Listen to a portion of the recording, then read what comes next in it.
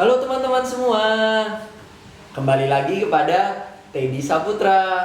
Kali ini saya akan mereview tentang buku dasar penulisan karya ilmiah yang disusun oleh Profesor Dr. E. Zainal Arifin yang diterbitkan oleh Garasi Indo, yaitu Gramedia Widyasara Indonesia.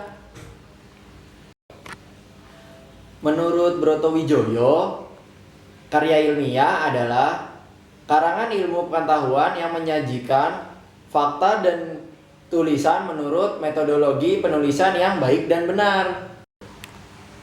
Ada beberapa jenis macam karya tulis yang biasa orang tulis. Menurut Broto Wijoyo, karya ilmiah adalah karangan ilmu pengetahuan yang menyajikan fakta dan ditulis menurut metodologi penulisan yang baik dan benar. Ada beberapa jenis karya ilmiah yang biasanya ditulis orang. Yang pertama, makalah.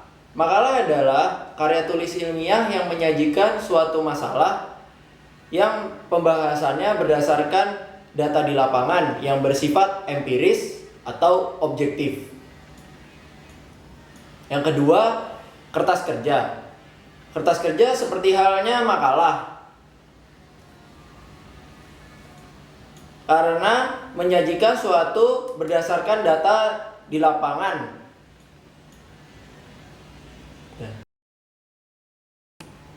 Yang ketiga, skripsi. Skripsi adalah karya tulis ilmiah yang mengemukakan pendapat penulis berdasarkan pendapat orang lain. Yang keempat, ada tesis. Tesis adalah karya ilmiah yang bersifat lebih mendalam daripada skripsi. Lebih masuk ke dalam, seperti mengungkapkan pengetahuan baru yang diperoleh dari penulis tersebut. Yang kelima, ada disertasi. Disertasi adalah karya tulis ilmiah yang mengemukakan sesuatu dalil yang dapat dibuktikan oleh penulis yang berdasarkan data dan fakta yang sahih dengan analisa yang terinci. Selanjutnya, kita membahas tentang manfaat penyusunan karya ilmiah. Yang pertama, manfaat penulis akan terlatih mengembangkan keterampilan membaca yang efektif. Yang kedua, penulis akan terlatih menggabungkan hasil bacaan dari berbagai macam sumber, dari berbagai macam pengembangan dan lain-lain sebagainya. Yang ketiga, penulis akan berkenalan dengan kegiatan perpustakaan seperti mencatat, membaca buku-buku terdahulu, membaca katalog pengarang, atau membaca judul-judul penulis yang sebelumnya. Selanjutnya ada yang keempat, penulis dapat meningkatkan keterampilan dalam mengorganisasikan dan menyajikan fakta secara jelas dan sistematik. Yang kelima, penulis akan memperoleh kepuasan intelektual karena penulis berhasil mengemukakan sesuatu. Yang keenam, penulis turut memperluas cakrawala ilmu pengetahuan dari masyarakat. Lanjutnya kita membahas tentang 7 macam sikap ilmiah. Menurut Broto Wijoyo, ada 7 macam sikap ilmiah. Yang pertama, sikap ingin tahu. Karena dari menulis karya ilmiah, kita akan ingin tahu apakah ini harus diteliti selanjutnya, apakah ini layak untuk diteliti. Yang kedua, sikap kritis. Kita harus lebih kritis dalam menghasilkan sesuatu. Yang ketiga, sikap terbuka. Karena kita harus terbuka, kita harus ingin tahu atas kata-kata dari orang lain. Yang keempat, sikap objektif. Kita harus objektif memilih sesuatu. Yang kelima, sikap rela menghargai karya orang lain. Karena di dalam karya tulis ilmiah kita juga membaca dari jurnal-jurnal, membaca dari buku-buku yang sudah pernah menulis. Yang selanjutnya, sikap berani mempertahankan kebenaran. Karena dari penulisan karya ilmiah, kita yang menulis dan kita harus bisa mempertahankan kebenaran karya tulis tersebut dan sikap menjangkau ke depan. Karena dari penulisan karya ilmiah ini kita dapat berkembang luas karena kita meneliti lebih jauh dan kita akan lebih paham. Selanjutnya kita membahas tentang waktu yang diperlukan untuk penyusunan karya tulis ilmiah. Waktu yang diperlukan untuk penyusunan karya tulis ilmiah berbeda-beda tergantung pada luas atau sempit masalah yang akan dibahas oleh penulis. Untuk karya ilmiah yang sederhana seperti makalah atau kertas kerja dengan ketebalan kurang dari 15 halaman akan diperlukan waktu sekitar 3 bulan. Tetapi untuk karya ilmiah yang luas dan mendalam seperti skripsi diperlukan waktu 6 sampai 2 bulan. Bahkan untuk penyusunan disertasi diperlukan waktu yang lebih lama lagi. Bisa hingga 1,5 tahun dan lain-lain sebagainya. Selanjutnya kita membahas tentang jadwal kegiatan penyusunan. Agar penulisan karya tulis ilmiah selesai tepat pada waktunya yang ditetapkan oleh dosen pembimbing atau kampus, penyusun harus memiliki ketabahan dan kesabaran dan keuletan dalam mengerjakan tugas akhir tersebut. Karena untuk keperluan pribadi kita sendiri dalam hasil tersebut, bila terlalu lama-lama dan kita tidak akan lulus-lulus. Bila yang dapat kita pahami sekarang dapat dikira-kira dalam waktu range 9 bulan, 1 bulan untuk persiapan, 3 bulan untuk pengumpulan data, 1 bulan untuk organisasi pengolahan data dan lain sebagainya. Untuk 2 bulan selanjutnya pengonsepan, dan 1 bulan terakhir untuk pemeriksaan dan penyajian. Selanjutnya kita membahas tentang tahap-tahap persiapan penyusunan tugas akhir. Yang pertama, pemilihan topik masalah. Topik masalah adalah pokok dari pembicaraan tersebut, karena topik masalah tersebut adalah judul yang akan ditampilkan pada lembar judul. Yang pertama, topik. Pemilihan topik harus berada di sekitar Anda, baik di sekitar pengalaman Anda maupun di sekitar pengetahuan Anda. Hindarilah topik-topik yang jauh dari Anda, karena hal itu dapat menyulitkan Anda. Yang kedua, topik yang dipilih harus topik yang paling menarik perhatian Anda. Yang ketiga, topik yang dipilih terpusat pada suatu segi lingkup yang sempit dan terbatas, hingga pokok-pokok masalah yang menyeret Anda kepada pengumpulan informasi yang beragam-ragam. Selanjutnya, topik yang dipilih memiliki data dan fakta yang objektif. Hindari topik yang bersifat subjektif seperti kesenangan atau angan-angan Anda, karena angan-angan Anda belum tentu menjadi angan-angan orang lain. Yang selanjutnya, topik yang harus Anda ketahui prinsip-prinsip ilmiahnya, walaupun serba sedikit. Artinya, topik yang dipilih itu janganlah terlalu baru bagi Anda. Selanjutnya, topik yang dipilih harus memiliki sumber-sumber acuan, memiliki bahasa perpustakaan yang akan memberikan informasi tentang pokok masalah yang akan ditulis. Sumber kepustakaan dapat berupa buku, majalah, surat kabar, surat keputusan, surat web, atau undang-undang. Selanjutnya, pembahasan topik dan penentuan judul. Penentuan judul karya ilmiah dapat pula ditempuh dengan melontarkan pertanyaan masalah apa, mengapa, bagaimana, di mana, dan kapan. Tentu saja tidak semua pertanyaan itu harus digunakan untuk penentuan judul. Mungkin pernyataan itu perlu dikurangi atau ditambahi dengan pertanyaan-pertanyaan lain.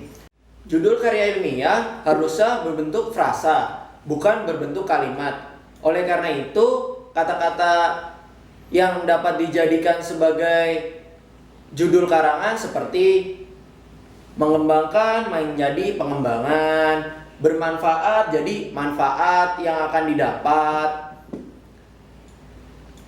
Dapat pula kata-kata itu tetap kata-kata kerja asalkan judul yang dibuat tidak berupa kalimat. Contohnya pengembangan industri metanol atau pengembangan industri metanol. Dan yang kedua, manfaat desain interior. Ketiga, manfaat alat tersebut. Jadi contoh-contoh tersebut adalah bisa menjadi acuan dari judul tugas akhir. Bila dirasa di mana masih terlalu luas, selanjutnya kita bisa memberi pertanyaan kapan akan diberikan jawaban, antara lain tahun berapakah dewasa ini, setelah menggunakan pertanyaan masalah apa, mengapa, di mana, dan kapan.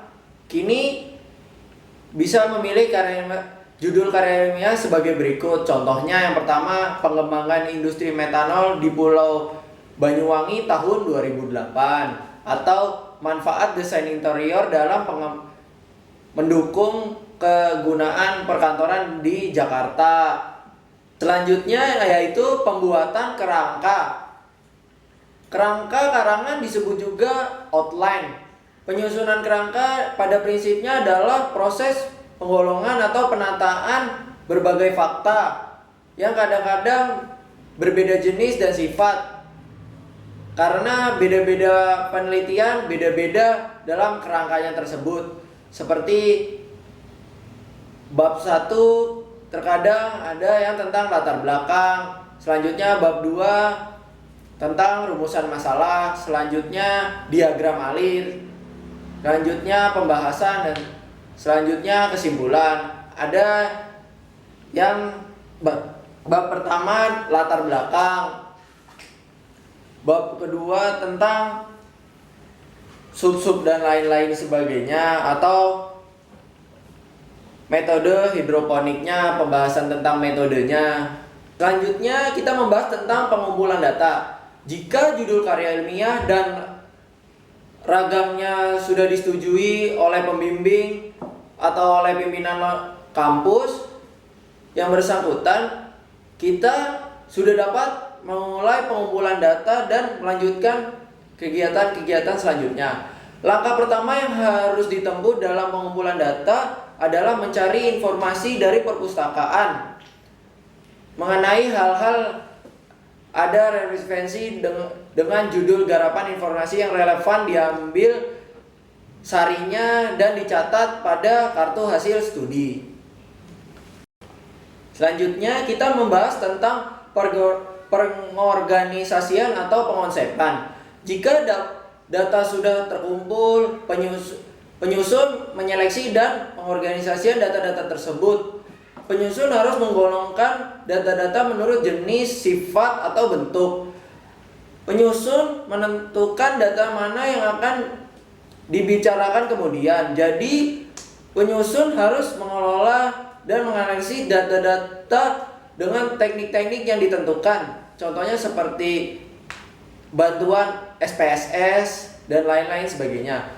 Misalnya jika penelitian bersifat kuantitatif dapat diolah dengan metode statistik. Selanjutnya penyusun dapat mulai mengonsepkan karya ilmiah itu sesuai dengan urutan dalam ragangan yang ditetapkan.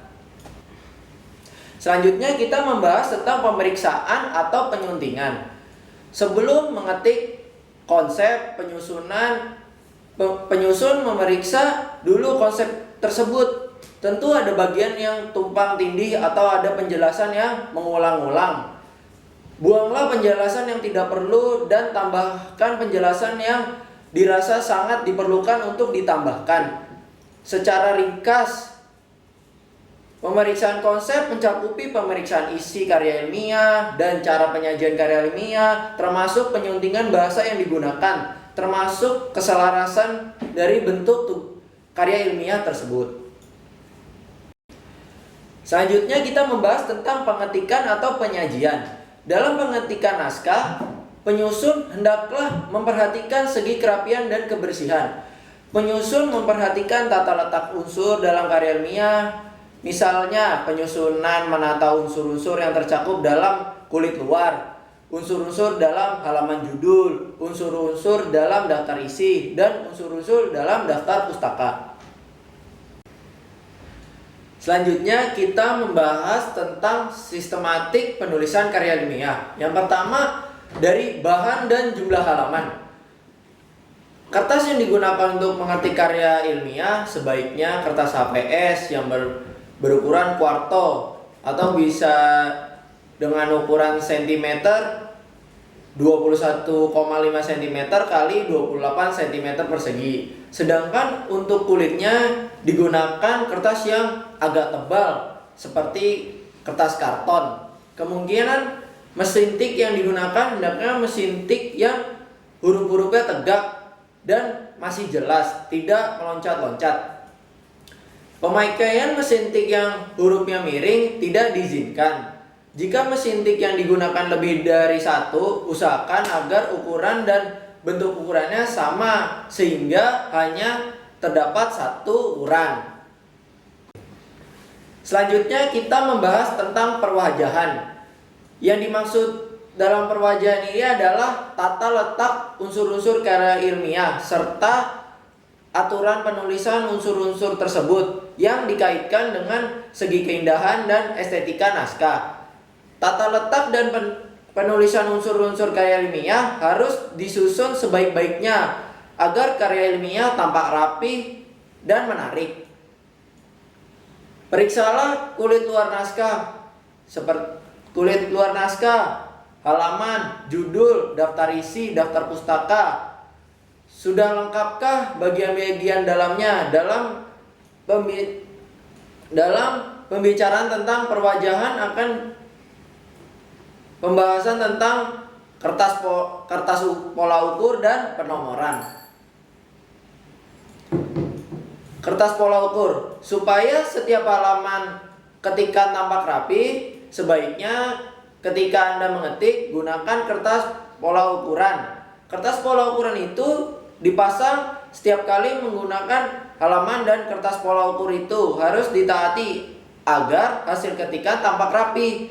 Namun, jika Anda menggunakan komputer, program-program tertentu harus dikuasai dahulu agar font yang dikehendaki terwujud. Buatlah garis pembatas pada kertas pola ukuran itu dengan ukuran plus atas 4 cm, plus bawah 3 cm, plus kiri 4 cm, dan plus kanan 2,5 cm. Selanjutnya kita membahas tentang penomoran. Pertama, angka yang digunakan. Penomoran yang lazim digunakan dalam karya ilmiah adalah dengan angka Romawi kecil, angka Romawi besar, dan angka Arab. Untuk angka Romawi kecil dipakai untuk penomoran halaman judul, halaman yang beraju prakarsa, daftar isi, daftar tabel, kata pengantar, daftar grafik, daftar bagan, daftar skema, daftar singkatan. Untuk angka Romawi besar digunakan untuk penomoran tajukan bab, analisis, dan tajukan kesimpulan. Digunakan untuk penulisan Arab, digunakan untuk penomoran halaman naskah mulai bab pendahuluan sampai bagian terakhir kesimpulan, dan untuk penomoran nama-nama, label, grafik, bagan, dan skema. Untuk letak penomoran halaman judul, daftar isi, daftar tabel, kata pengantar, daftar grafik, daftar bagan, dan lambang menggunakan angka Romawi kecil yang diletakkan pada bagian bawah, tepat di tengah. Halaman yang berajuk bab pendahuluan, bab analisis, bab simpulan, daftar pustaka, indeks, dan lampiran menggunakan angka Arab yang terletak pada bagian tepat di tengah bawah. Selanjutnya kita membahas tentang penyajian.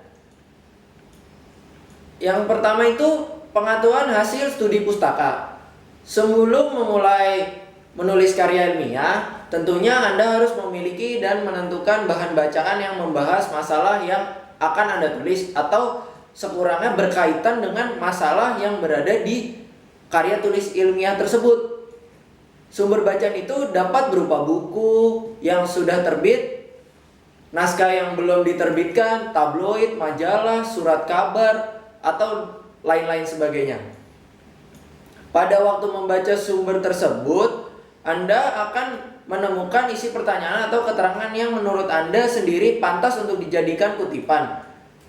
Segala keterangan yang relevan dan dukungan karya ilmiah yang akan digarap hendaknya dicatat pada kartu hasil studi pustaka. Keterangan itu dapat berupa rumus, definisi, atau perincian yang berhubungan dengan pokok garapan yang ditulis dalam hasil pustaka yang berukuran sekitar 4 x 10 cm persegi.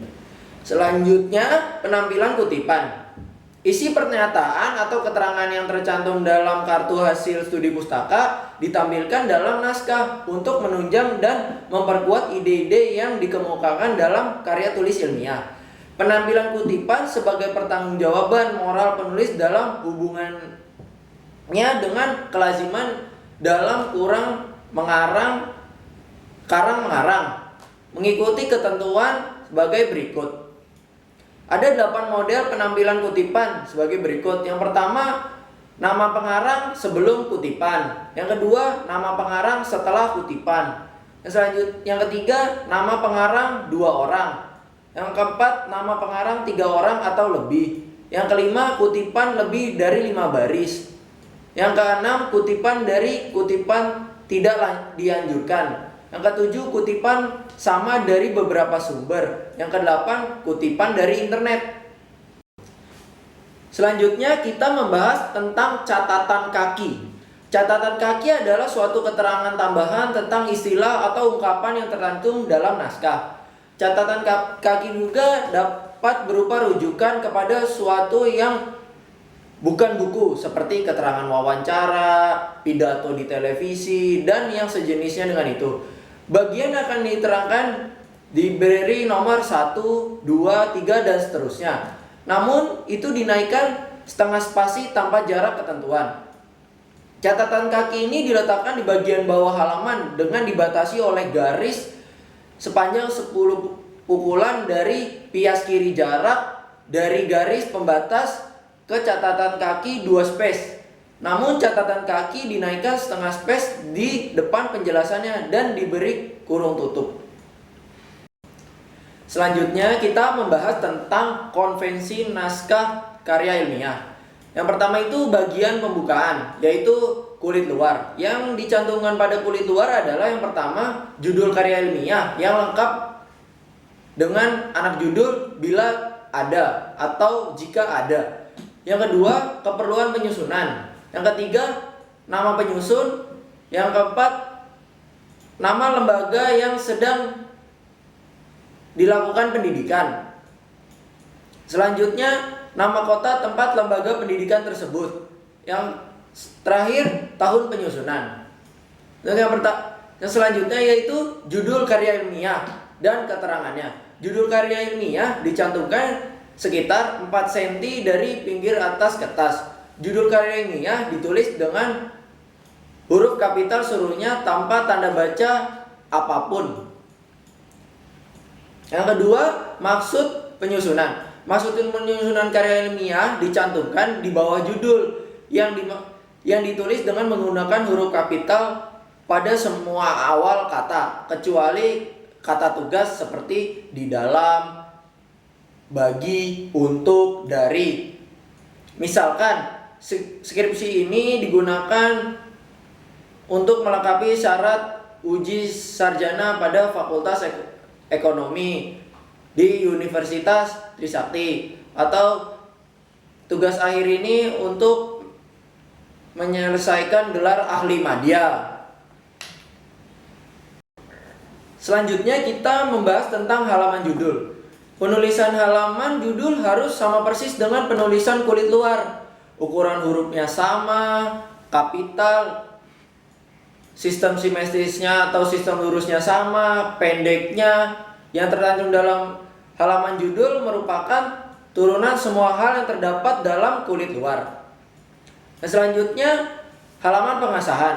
Ada atau tidaknya halaman pengasahan tergantung pada perguruan tinggi masing-masing.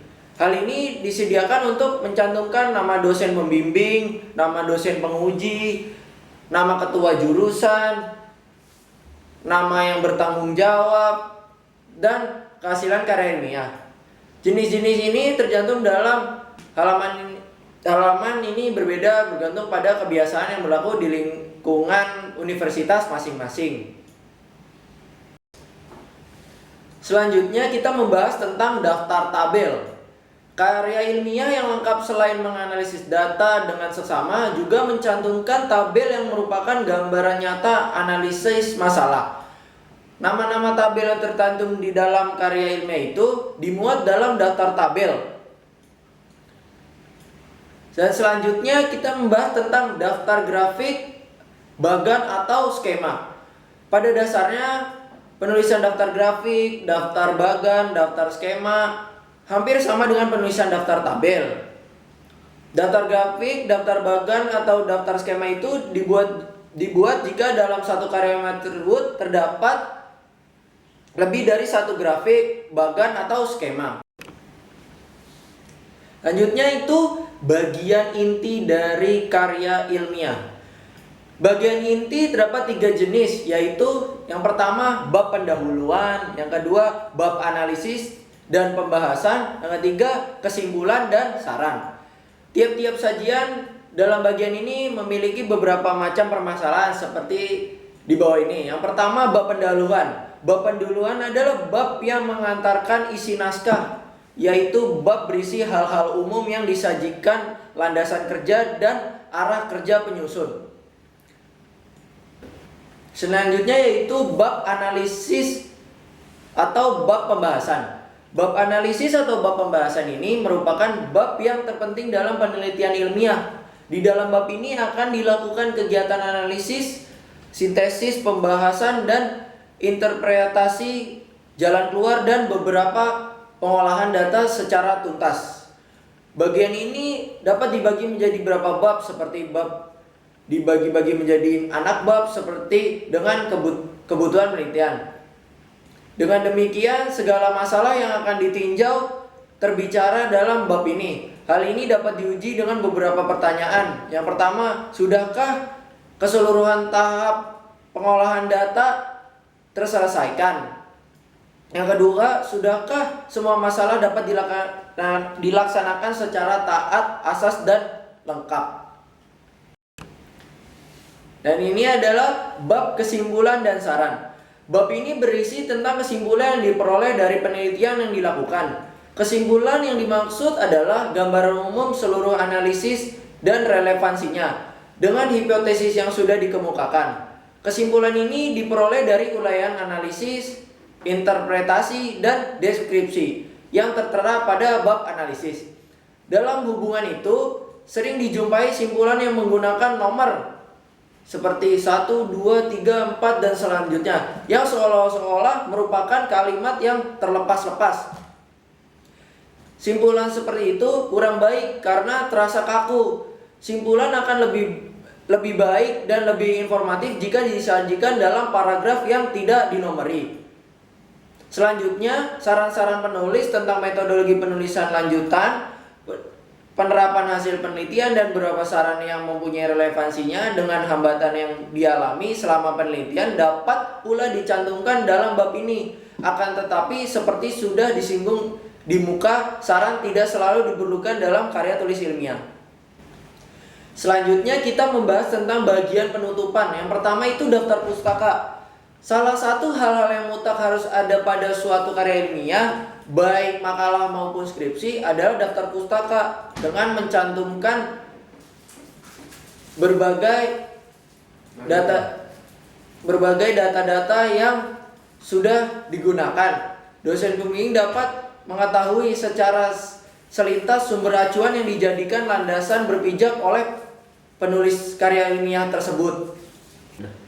Selanjutnya kita membahas tentang bahasa dalam karya ilmiah. Yang pertama itu penerapan ejaan yang disempurnakan. Yang pertama itu penggunaan spasi. Penggunaan spasi setelah tanda baca sering tidak diindahkan. Menurut ketentuan yang berlaku, setelah tanda baca titik, koma, titik koma, titik dua, tanda seru, tanda tanya, harus ada spasi jarak satu pukulan ketikan.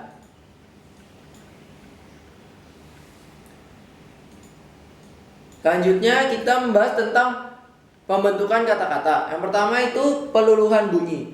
Jika kata dasar berbunyi awal k, p, t, s ditambahkan imbuhan meng, kan atau meng, i, bunyi awal itu harus luluh menjadi eng, m, n, dan nya. Kaidah itu berlaku juga bagi kata-kata yang berasal dari bahasa asing yang sekarang sudah menjadi warga kata bahasa Indonesia. Bandingkan dua bentuk kata-kata contoh, yaitu mengkikis jadi ya kalau tidak baku jadi mengkikis.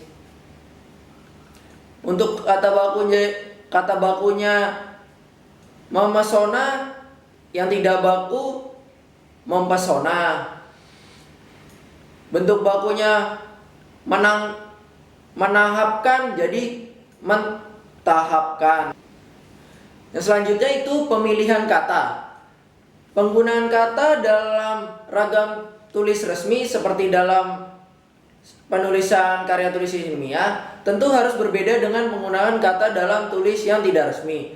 Apalagi dengan pemakaian kata dalam ragam lisan yang tidak resmi. Jika dalam percakapan anak muda di warung kopi contohnya ragam lisan yang tidak resmi, mungkin digunakan bahasa porkem, bahasa dialek atau bahasa di sana sini, digunakan bahasa daerah. Dalam bahasa tulis resmi, hal itu semua harus dijauhi karena tidak pantas untuk penulisan karya tulis ilmiah. Bahasa dalam ragam tulis resmi harus serius dan harus resmi pula. Untuk bahasa karya ilmiah perlu dipilihkan kata yang memenuhi syarat baku, lazim, hemat, dan cermat. Penulis karya ilmiah harus memilih kata yang padat isi dan menjauhi pemilihan kata yang berbunga-bunga dan bersayap. Dalam hubungan ini ada semboyan. Bahasa karya ilmiah adalah bahasa yang hemat kata dan padat isi.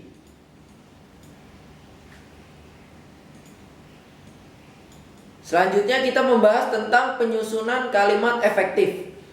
Kalimat yang digunakan dalam karya tulis ilmiah harus berupa kalimat yang ragam tulis baku. Kalimat ragam tulis baku hendaknya berupa kalimat yang efektif, yaitu kalimat yang memenuhi kriteria jelas, sesuai dengan kaidah ringkas dan enak dibaca. Beberapa ketentuan kalimat efektif. Yang pertama, subjek tidak didahului kata depan. Contohnya, untuk sistem pertanaman ganda yang akan diteliti ialah keledai yang ditumpang sarikan dengan jagung. Yang terakhir yaitu penyusunan paragraf. Paragraf-paragraf dalam karya tulis ilmiah harus memenuhi dua syarat, yaitu kesatuan yang mengacu ke pautan makna atau koherensi, dan kepaduan yang mengacu ke perpautan bentuk atau kohesi. Paragraf memiliki syarat kesatuan jika hanya mempunyai satu topik. Kalimat-kalimat yang membentuk paragraf tersebut tidak menyimpang dari topik. Paragraf memiliki syarat kepaduan jika kalimat-kalimat yang membangun paragraf tersebut tidak menyimpang dari topik. Paragraf memiliki syarat kepaduan jika kalimat membangun paragraf tersebut dirakit secara logis dan diikat dengan pengait paragraf seperti ungkapan penghubung antar kata, kata ganti, dan pengulangan kata-kata kunci atau kata-kata yang dipentingkan. Paragraf yang berkaitan dari kalimat utama yang diikuti kalimat-kalimat penjelas disebut paragraf deduktif. Sedangkan paragraf yang diawali perincian yang berupa kalimat-kalimat penjelas kemudian diakhiri dengan satu simpulan yang berupa kalimat utama disebut paragraf induktif. Sekian ringkasan yang bisa saya sampaikan. Mohon maaf bila banyak kekurangan. Bila banyak kekurangan bisa membaca buku tersebut. Sekian.